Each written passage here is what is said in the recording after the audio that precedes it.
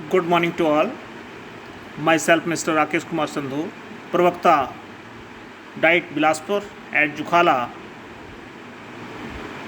आज हम डीएलएड द्वितीय वर्ष की पाठ्यपुस्तक अध्यापक पहचान, स्कूल संस्कृति तथा नेतृत्व, teacher identity, school culture and leadership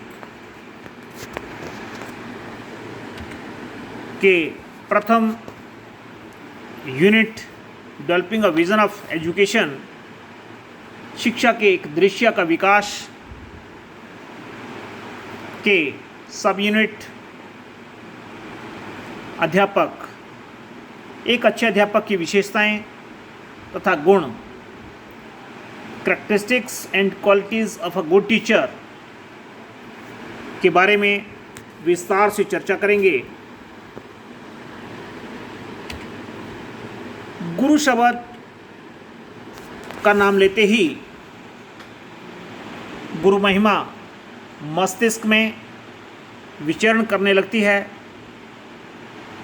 गुरु का शिष्यों के, विद्यार्थियों के जीवन में कितना प्रभाव होता है, इसकी अपनी ही महत्ता है। सर्वप्रथम हम पारिवारिक पृष्ठभूमि से गुरु की महिमा का प्रारंभ करते हैं। माँ प्रत्येक बच्चे की प्रथम शिक्षक होती है। Mother is the first teacher of each and every child in the world. माता विश्व में जन्मे प्रत्येक बच्चे की प्रथम अध्यापिका होती है, प्रथम शिक्षिका होती है। मदर मैरी के ये शब्द हैं जो यूनिवर्सल ट्रुथ हैं। माँ ही बच्चे को प्रथम वर्ण से लेकर शब्द समूह तथा वाक्य निर्माण से लेकर अनेकों संस्कारों का ज्ञान करवाती है। माँ ही अपने बच्चों को अंगुली पकड़कर पहला कदम रखना सिखाती है, अर्थात चलना सिखाती है। सही में माँ ही प्रथम गुरु होती है। इसके पश्चात पिता की भूमिका आती है। पिता भी द्वितीय गुरु के रूप में बच्चों को अनेक संस्कारों का ज्ञान करवाता है, दुनिया के दर्शन करवाता है, अर्थात अच्छे और बुरे का भेद बच्चों को करवाते हुए गुरु की भूमिका में महत्वपूर्ण स्थान अदा करता है। उसके पश्चात अर्थात माता पिता के पश्चात पाठशाला में अध्यापक का स्थान आता है। गुरु महिमा, गुरु की महिमा महान है। आदि एवं अनंत काल से ही गुरु का स्थान सर्वश्रेष्ठ तथा देवत्व के समान माना जाता है। यदि हम बात करें महाभारत काल की, अगर हम बात करें रामायण काल की, तो उस समय से ही गुरुओं का स्थान महान है। चाहे हम गुरु विशेष की बात करें, चाहे हम गुरु द्रोणाचार्य की बात करें, गुरुओं के आगे सभी नतमस्तक होते हैं। गुरु को पहला स्थान प्राप्त है। यदि गुरु की तुलना भगवान से की जाती है तो भी गुरु को पहला स्थान प्राप्त है। इसी संदर्भ में संत कबीरदास जी लिखते हैं, गुरु गोविंद दो खड़े काके लागे पाए, बलिहारी गुरु अपने गोविंदियो मिलाए। गुरु और भगवान दोनों ही खड़े हैं, तो भी हमें सर्वप्रथम गुरु का ही वंदन करना चाहिए, क्योंकि गुरु ने ही भगवान की पहचान करवाई है। अर्थात भगवान के दर्शन, भगवान की पहचान करवाने वाला गुरु ही है। तो हमें सबसे पहले गुरु का ही वंदन करना चाहिए, उसके पश्चात भगवान का वंदन करना चाहिए। गुरुर्ब्रह्मा गुरुर्विष्णु गुरुदेव महेश्वरा, गुरु साक्षात पारब्रह्म तस्मै श्री गुरुवे नमः। गुरु की तुलना भगवान ब्रह्मा से की गई है, गुरु को ही भगवान विष्णु कहा गया है और गुरु को ही भगवान शिव का रूप के रूप में देखा गया है। और बोलते हैं ऐसे साक्षात पारब्रह्म को हमारा वंदन है। गुरु ही ब्रह्मा है, गुरु ही विष्णु है, गुरु ही भगवान शिव है तथा गुरु ही साक्षात पारब्रह्म है। ऐसे गुरु को दोनों हाथ जोड़कर मेरा वंदन है, मेरा प्रणाम है। अर्थात गुरु का स्थान सर्वश्रेष्ठ है। वर्तमान परिप्रेक्ष्य में अगर हम गुरु की तुलना कुम्हार से करें तो इस संदर्भ में भी कहा गया है, गुरु कुम्हार शीश कुंभ है, घड़ी घड़ी काढ़े खोट, अंतर हाथ सहार दे, बाहर बाहे चोट। अर्थात गुरु कुम्हार है तो शिष्य घड़े के समान है।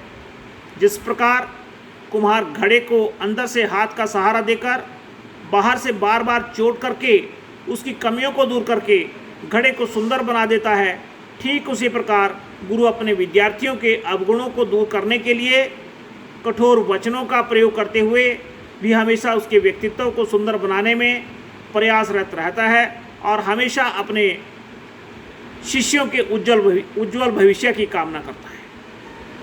अर्थात शिक्षक का जो प्रयास होता है, गुरु का जो प्रयास होता है, वो अपने विद्यार्थियों को शिखर की ओर ले जाने का होता है, अपने विद्यार्थियों के भविष्य को संवारने के लिए होता है, उनके जीवन को बेहतर से बेहतर बनाने का होता है। वर्तमान परिप्रेक्ष्य में गुरु, शिक्षक तथा अध्यापक, टीचर आदि नामों से गुरु को अलंकृत कर दिया जाता है। सबसे पहले हम पुरातन नाम की बात करते हैं। गुरु का क्या अर्थ है उसकी बात करते हैं। गुरु दो शब्दों गु और रू से मिलकर बना है। गु का अर्थ अंधेरा तथा रू का अर्थ प्रकाश होता है। अर्थात अंधेरे से प्रकाश की तरफ ले जाने वाला ही गुरु कहलाता है। अर्थात अंधेरे से प्रकाश की ओर ले जाने वाला, अवनति से उन्नति की तरफ ले जाने वाला ही गुरु कहलाता है। शिक्षक के अर्थ की हम बात करें, शिक्षक भी 3 वर्णों से के मेल से बना है। शी क्ष क। शिक्षक से हम शिल्पकार, क्ष से क्षमाकारक और क से कल्याणकारक लेते हैं। शिल्पकार के रूप में शिक्षक की तुलना हम ब्रह्मा से करते हैं कि जिस तरह से ब्रह्मा ने दुनिया की रचना करी है, उसी प्रकार शिक्षक भी अपने गुणों से, अपने व्याख्यान से, अपने आदर्श आचरण से अपने शिष्यों के जीवन को साकार करता है, उनके जीवन का शिल्पकार कहलाता है। क्षमाकारक के रूप में भगवान विष्णु का उदाहरण देते हुए कहा गया है कि जिस प्रकार भगवान विष्णु उदार हृदय वाले क्षमाकारक कहलाते हैं, क्योंकि कहा गया है क्षमा बड़न को चाहिए छोटन को उत्पात, क्या विष्णु जी का घटी गयो जब भृगु ने मारी लात। उल्टा भगवान विष्णु ने ऋषि भृगु से ही पूछा था कि कहीं आपके पाँव में चोट तो नहीं आई। आपने बड़े जोर का प्रभाव, आपने बड़े जोर का जो प्रहार था वो मेरे ऊपर अपने पाँव से किया, कहीं आपके पाँव में चोट तो नहीं आई। तो उस प्रकार से जिस प्रकार भगवान विष्णु ने ऋषि भृगु को क्षमा कर दिया, उसी प्रकार शिक्षक भी अपने विद्यार्थियों के लिए, अपने शिष्यों के लिए क्षमाकारक होता है और उनकी बड़ी से बड़ी गलतियों, उनके बड़े से बड़े अवगुणों को माफ़ कर देता है और उनको भूलकर उनके उज्जवल भविष्य के लिए प्रयासरत रहता है। कल्याणकारक भगवान शिव को कहा जाता है। भगवान शिव से भी गुरु की तुलना की गई है, शिक्षक की तुलना की गई है कि जिस तरह से भोलेनाथ भगवान शिव दुनिया का कल्याण करते हैं, उसी प्रकार यदि शिक्षक सही रूप में कार्य करे तो शिक्षक के मुख से निकला हुआ प्रत्येक शब्द उसके शिष्यों के जीवन के लिए कल्याणकारक होता है। अगर शिष्य या विद्यार्थी अपने शिक्षक के अनुसार कार्य करे तो उनके जीवन का कल्याण हो जाता है। अर्थात वो अपने जीवन में अपने लक्ष्यों को बड़ी सुलभता से प्राप्त करते हैं। शिक्षक की परिभाषा एक दूसरी तरह से दी गई है, शिखर तक ले जाने वाला, क्षमा की भावना रखने वाला, कमजोरी अर्थात ज्ञान की कमी को दूर करने वाला अर्थात अवगुणों को दूर करने वाला। शिक्षक वो है जो विद्यार्थी की हर गलती को क्षमा करने की भावना रखता हो और उसकी ज्ञान संबंधी हर कमी को दूर करते हुए उसे सफलता के शिखर तक ले जाने की क्षमता रखता हो, उसे शिक्षक कहा जा सकता है। उसे ही शिक्षक कहा जा सकता है। अर्थात विभिन्न बाधाओं को दूर करते हुए, विभिन्न कठिनाइयों को दूर करते हुए अपने विद्यार्थियों के उज्जवल भविष्य की तरफ, उनके जीवन के कल्याण के प्रति जो व्यक्ति हमेशा प्रयासरत रहता है, उसे शिक्षक कहा जा सकता है। अध्यापक का अगर हम शाब्दिक अर्थ लें, अध्यापक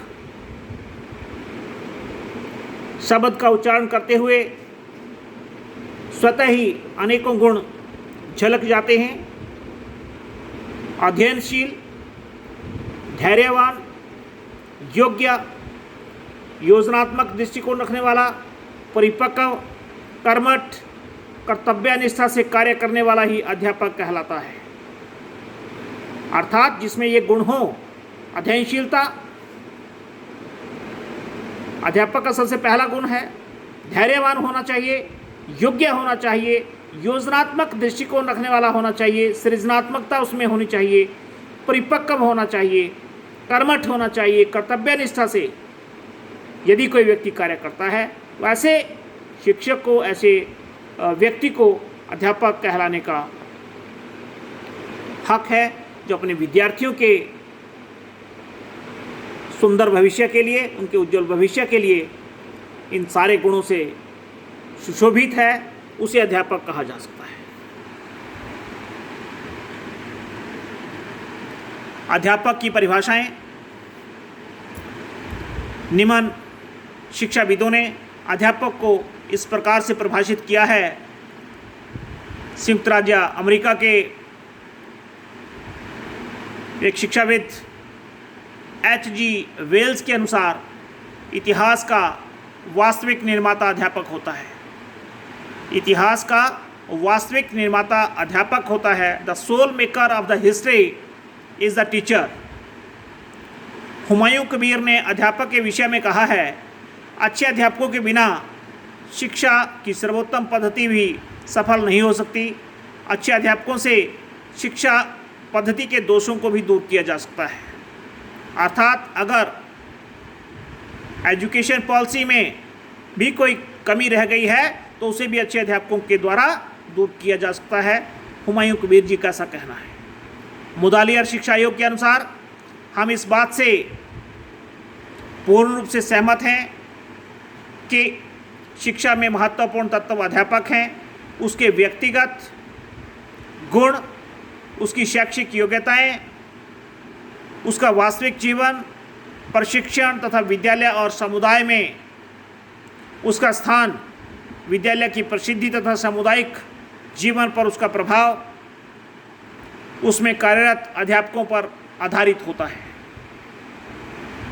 विद्यालय में जो अध्यापक काम करते हैं, उनका जो व्यावसायिक योग्यताएं होती हैं, उनका जो प्रशिक्षण कार्यक्रम होता है, कितने सजग तरीके से हुआ है, कितना सही तरीके से हुआ है, समुदाय में उनका स्थान क्या है, इन्हीं सभी गुणों के कारण विद्यालय की प्रसिद्धि होती है, ऐसा मुदालियर शिक्षा आयोग का कहना है।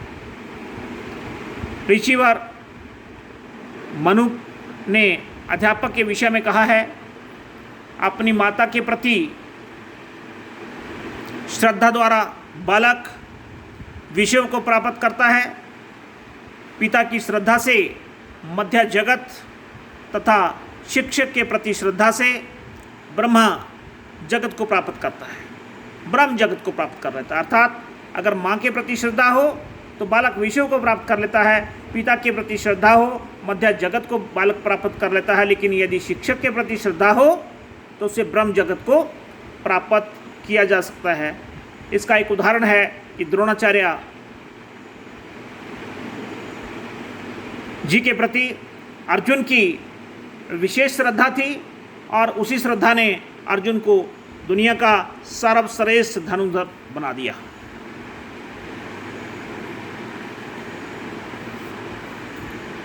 Best qualities of a good teacher, best qualities of a good teacher, अरस्तु ने भी इस संदर्भ में कहा है, what a great joy can a teacher feel than to witness a child's success. What a great joy can a teacher feel than to witness a child's success. किसी बच्चे की सफलता को जब कोई अध्यापक देखता है, अपनी शिष्य की सफलता को जब अध्यापक देखता है तो उसके लिए वो महान सुख की प्राप्ति होती है, उसके लिए वो सबसे दुनिया का सबसे बड़ा आनंदित क्षण होता है। The main motto of education is to bring a desirable change in learner's behaviour. ये माना जाता है the main motto of education is to bring a desirable change in learner's behaviour. शिक्षार्थी विद्यार्थी के व्यवहार में वांछित परिवर्तन लाना ही शिक्षा का मुख्य उद्देश्य है, but it can be achieved by a good teacher. इसको अध्यापक, बहुत अच्छे संस्कारी अध्यापक, सुयोग्य अध्यापक के द्वारा ही प्राप्त किया जा सकता है।